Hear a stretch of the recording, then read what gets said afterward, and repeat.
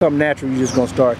But Rodney is the first person. And what things do you think that really need to be brought out in his part of the segment that haven't been spoke about in any other documentary? I could say honestly, like, I've never seen nobody talk about how they used to book their parties back then, how the crews used to come together to set up a lineup for the party, how they used to set up their security for the party, the whole essence of breaking down the money, promoting the party, and how like the MCs of that era used to come together to create their routines, and how long they would practice their routines to prepare for their stage shows.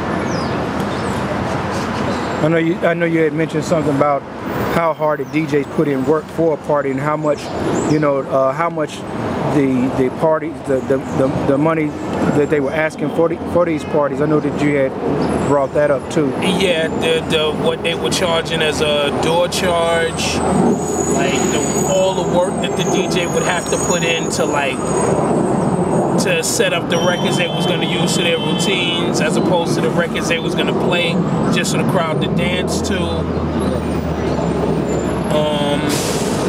All right. Well, we can go to the next person if you finish now. Yeah. It's either going to be Eddie Chiba or Pete DJ Jones, someone during that time period to fill up Hollywood's time, his interview slot. I mean, what do you think they need to be brought in during that time? During that time period, they would definitely need to discuss how it's like. See, I want to talk about how hip hop evolved from that in that era, because it's like that's kind of putting the cart before the horse. But it's kind of those same elements. It's like the type of stuff they were doing, the type of crowd they would attract, because it wasn't a hip hop crowd. There was no hip hop at that point. Right. So it's like the type of crowd they would attract, what they was charging for their parties, how the DJs would promote each other, how they would network with each other. Right. Okay. Well, I just got finished talking to Theodore, so I have him actually scheduled for between 12 and 4 on Wednesday, right before DJ Kim Possible. Okay. The thing that we talked about was that at that particular point in time, beyond the days of Herc and that, where they were just basically playing music, playing the right songs. Let's put it that way. Not just playing music, but playing the right songs. Right. And plus with his monstrous sound system at that time. But the innovation of the DJs during that era, Theodore and Flash. Yeah, they would definitely have to talk about how Flash created what was called the clock theory, aka spinning back.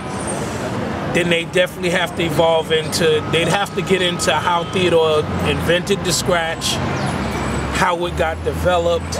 And needle dropping was another Needle one. dropping also, because he was the pioneer of that particular element as well.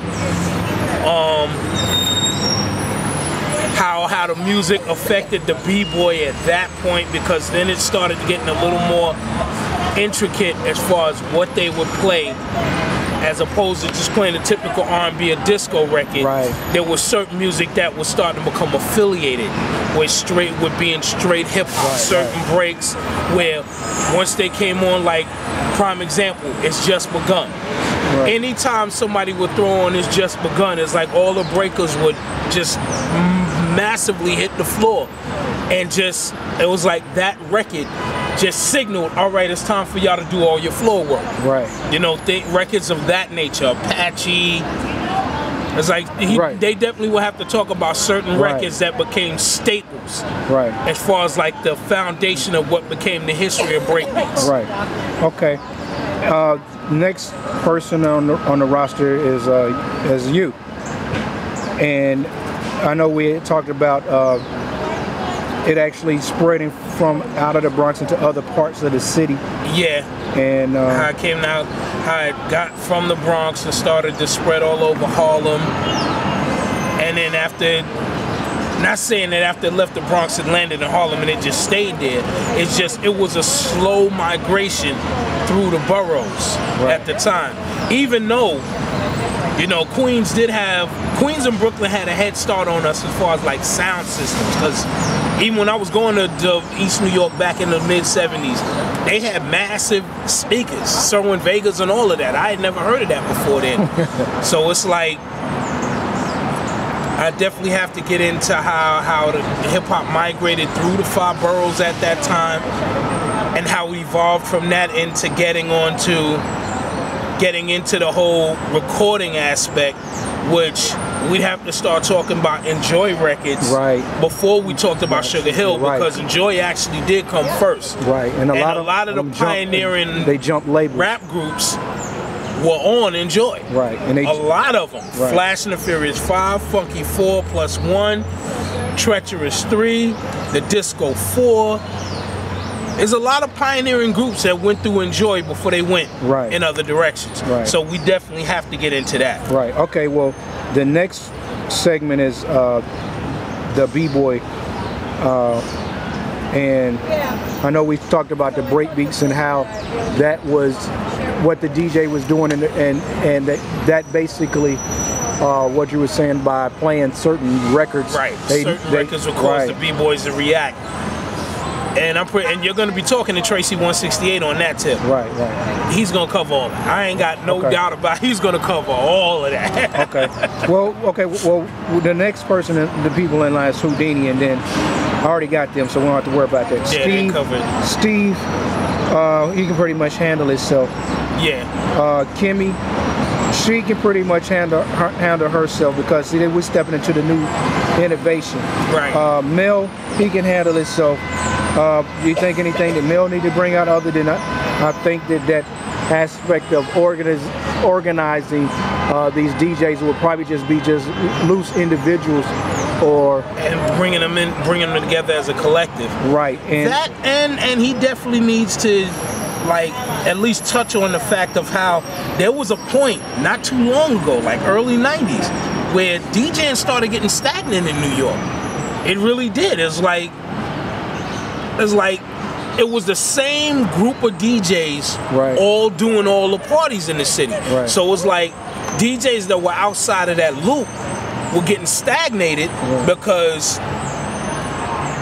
fuck it, if I gotta mention names, Funk Master Flex stagnated the game when he created the Pitbulls, because basically what he did was he became, in essence, a DJ manager / promoter.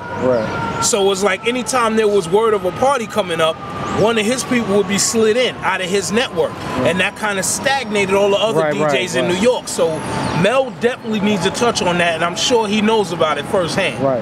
Okay, well, the next person I had in line was Bizarro, and I had actually talked to Bizarro extensively. But is anything during his time? I know this is more of the now era. Bizarro he fits into that era where it's like that evolved after Steve's innovations in the game. I understand. You know, so it's like it's basically been touched on already, but it's just more. Well, there's still a few little things he could touch on, like how the whole battle scene got stagnated behind all of that. It's like, I'd say late 98, 99. The battle scene started getting stagnated as we got into the 2000s because all the DJs started doing the same shit. It's like they would study Steve, Rock, the X-Men, Invisible Scratch Pickles. They would watch the DMC tapes and study what these cats did, and instead of coming up with something new, they just did the same thing and maybe added 1 or 2 things to it. There wasn't no difference. Maybe an extra crab or extra flair here and there, but it got, once again, that whole scene got stagnated coming into the 2000s, where no one was elevating the bar. So the last person that I have on the list before me is Cassandra Jackson. Anything that you think? And see, I just didn't want this to be an all male perspective, and that was one of the reasons why I had her, Kimmy, and I wanted, I guess, with Kimmy being more on the end of being a DJ, I guess with new innovation. Right. Cassandra actually was there at the time that the whole Long Island movement came about. Yeah, and like with Chuck, De La Soul, right. You know. So yeah, that's pretty much, Cassandra could touch on a lot of that. Right. That and whole Long Island scene, because they had their own scene. Well, not just that, but also who she was influenced by as other females at that time, right. too, because right. That as well, you know what I'm saying. Of course, I mean, way before Salt and Pepper, you know what I'm saying. Yeah.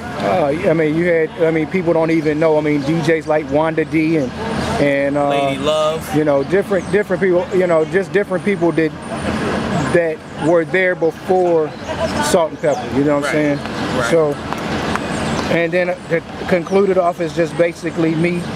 All this tying into Atlanta and